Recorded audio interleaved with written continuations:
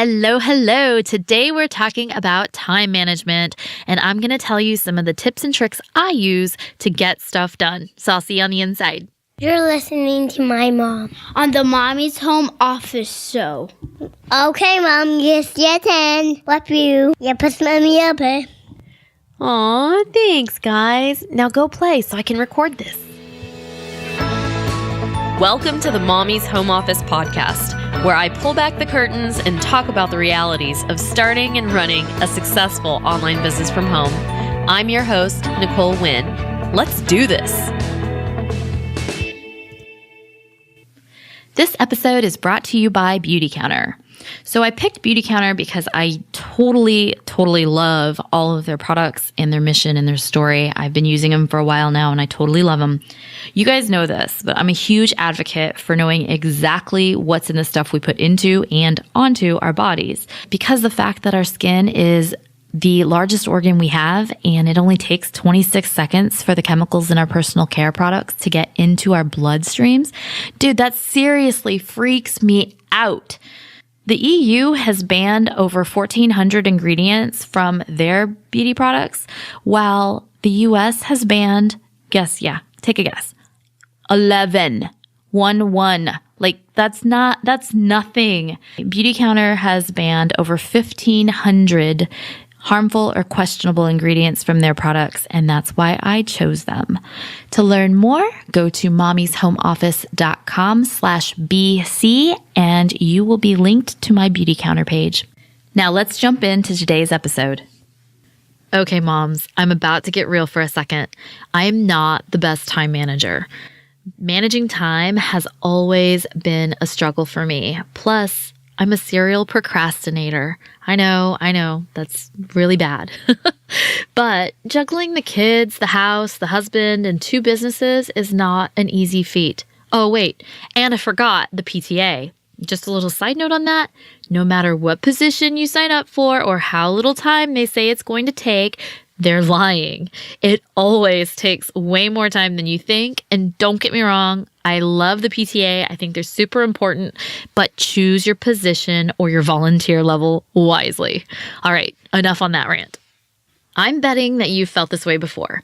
Letting stuff pile up until you just can't take it anymore, seeing a deadline rapidly approaching, or just trying to get everything in while your kiddo is napping or before they come home from school, or while you have a few minutes of time to work. Trust me, I feel you. Managing time is something I've been trying to master for years and years, and everyone is a little bit different when it comes to what works.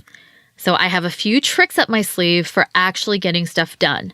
When I need to put my head down and get it done, I employ a couple of Nicole hacks that have been tested and proven to get me going. And I want to share them with you because who knows, maybe you're like me and maybe they'll work for you. So let's get into it. The first thing I do is I go into do not disturb mode on my phone and turn off notifications, and I set a timer. I use the Pomodoro method, and it really works good for me in everything, really. So what is the Pomodoro method? It's essentially a timer, and the name comes from that little tomato timer that we had in the 80s. I don't know if you remember that, but I do. You set the timer for 25 minutes of undistracted work time. When the timer goes off, you take a quick 5-minute break to drink water, go to the bathroom, stretch, or whatever you need to do in that 5-minute time frame. Then you repeat that as many times as you want or can.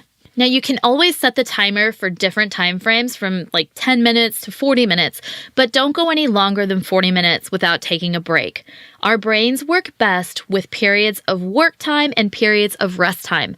And I'm listening to the book right now called Peak Performance, and the science behind this is actually pretty astounding. So it works. Don't set it longer than that. You really need to take a little bit of a break. Even if you're in the groove, it will make a difference. I've also talked about context switching before and how unproductive that is. Context switching is when you're switching from thing to thing, multitasking, or not clumping like tasks together at the same time frame. You actually waste a lot of time that way, and it's not productive or efficient. Your brain just doesn't work that way. Oh, and by the way, I use this timer method for cleaning my house too, and it works so well for me because I am always trying to beat the clock and it keeps me from getting distracted. You know what I mean by getting distracted. Say you're cleaning the family room and you go to put a shoe away in the closet and you see the mess in the closet and you start hanging up jackets instead of finishing the family room, which was what your original goal was in the first place. So this kind of helps me from going down that road. Okay, so after I've set the timer, I do a brain dump. I get all of those little thoughts out of my head and onto paper or into a note on my phone or computer. Be honest though, most of the time I like to write it on paper. There's just something about physically writing it down that clicks for me. And once you get it all out of your head, you can start to sort it and have white space to prioritize, which is what I do next. So I look at my list of everything that needs to be done and I try to find the one thing that will make everything else on that list either easier or unnecessary. This process came from a book called The One Thing, and it really does make a huge difference when you're setting your priority for the day, week, month, or even the year. And when I've identified that one thing, I scrum it. Maybe you're like, wait, you do what? Yeah, I talked about Scrum in episode 3, and it's a rugby term that's used in the IT industry. I actually learned it from Amy Porterfield at her B-School Bonus Mastermind Weekend 2.5 years ago, and I cannot imagine my life without it. So here's the lowdown. You take the one thing that you identified would make everything else easier or unnecessary, and you break that up into every single little task that has to be done to complete that one thing. So I use a free tool called Asana to organize all of these little tasks and see my progress and track them. Also, if you have a team, you can delegate these tasks to them, set deadlines, and check on progress and hangups and get those taken care of quickly. On a side note to this, I have a free behind-the-scenes training on how I use Asana at mommyshomeoffice.com. It's right on the homepage, so check that out. So after I've mapped out my project or my day or week, whatever I was doing, I can get to work and it doesn't feel so ridiculously overwhelming and hard. Plus, now I have a plan and I don't need to take any more time to figure out what I need to do first. I've already done that.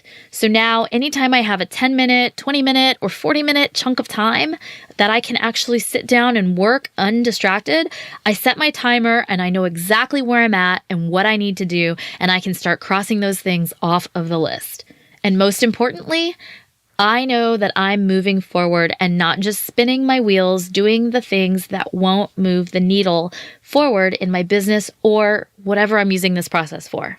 Whew, you guys, that was a jam-packed 6 minutes. I really hope you find it useful. If you have any tips or methods that work for you, I would totally love to hear about them. All right, have a great day and I'll catch you in the next episode. I really hope that you're loving this podcast as much as I am. If you are, please, please, please leave a raving review on iTunes so more moms can find us. Easiest way to get there, mommyshomeoffice.com/iTunes. And just one last thing. Mom, you've got this. Now go kick some ass.